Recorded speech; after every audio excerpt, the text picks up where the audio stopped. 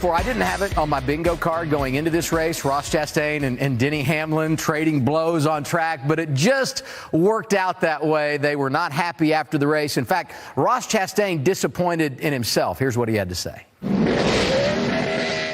Terrible driving, Jamie. It's one thing to do it once, but I just kept driving into guys. And at this level, I'm supposed to be better than that. And it's a shame for Moose and Advent Health and Jockey and Worldwide Express and have all these people believing in me and Justin Marks and Pitbull to put me in this car. They deserve better. I owe half the field an apology, and words aren't going to fix it, so I'll have to pay for it on the track, and almost did today, and then I deserve everything that they do.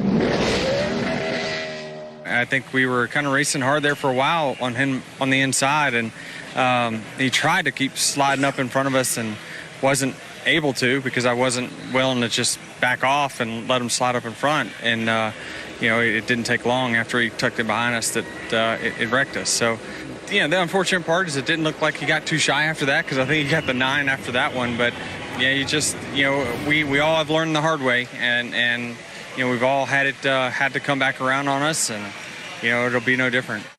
I am so glad the two of you are here tonight to have this conversation, because I feel like as drivers, you did things in totally opposite ways. I mean, I always felt like you were aggressive, Regan, and Jamie, you were more conservative on track. So with that set up, what did you think about what transpired between the 1 and the 11? Well, clearly, when you look at what happened, the initial contact when Ross got into Denny Hamlin, that looked intentional. They had been racing side by side for a while. It seemed like Ross got tired, that he couldn't clear Denny Hamlin. And I don't know that he meant to intentionally wreck him, but he hit him hard enough that it did. And I think that was just not being patient enough. And this is something that didn't just happen and then it's over. It went on and on and on for like 60 laps, a third, fourth of the race. Let's fast forward now to later when they're back in the pack and Denny is just dogging him and won't let him by. In that situation, what should Ross do? Well, and this is a unique one, right? Because Denny's trying to make his point. He's trying to say, Ross, you shouldn't have done that to me. But it did carry on for a very long time. And I know there's been a lot of people that think, well, why didn't Denny just go, or why didn't Ross go ahead and wreck him back right here at some point after this has gone on for as long as it did, and he held him up for as long as he did? To me, that was Ross's way of saying, listen, I know I'm in the wrong. I know I ran into you. I know I shouldn't have done it. It was an accident. I didn't mean to. I don't know that he accomplishes anything by going back out there and wrecking Denny at that moment. I don't think it goes anywhere. And, I think that Denny did what he felt like he needed to do to get the point across.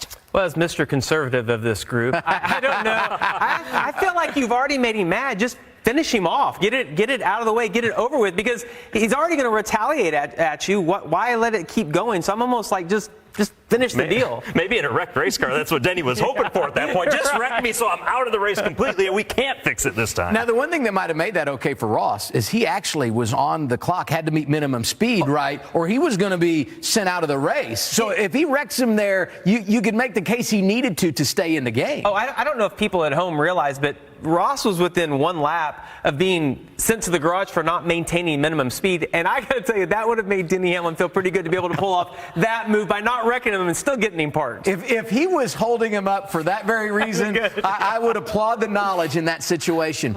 Let's talk about Ross for a minute, because here's a guy that was always an underdog, had to do it the hard way. And now he gets with this great Cup team that's got all this speed, wins 2 races. He's gone from an underdog to a championship contender, maybe favorite. Is he dealing with a bit of an identity crisis right now? Well, I think it's a unique one, because the way that Ross got to where he is right now, he got there because of his aggressiveness, because of how hard-nosed on the racetrack he was, even when he wasn't in the best of equipment. And now he's in the best of equipment, and we see how good those Trackhouse cars are each and every week. And at some point, you gotta pick and choose the battles as to when you make those aggressive moves and when you don't make them. I think he is still kind of learning that, figuring that out. But again, his character as a driver is to be that aggressive guy, and that's what he's going to continue to do, because that's what he knows how to do. With that said, to me, and this may not be the best comparison, he reminds me a little bit of Joey Logano. Joey Logano, always a very aggressive race car driver, but then with the helmet off, he's one of the friendliest guys out there, and it kind of seems like, man, this is really strange. So I do think Ross is kind of figuring out his personality, if you will, in terms of where he's at as a race car driver right now. Yeah, and drivers don't change. Regan was never going to be the conservative guy.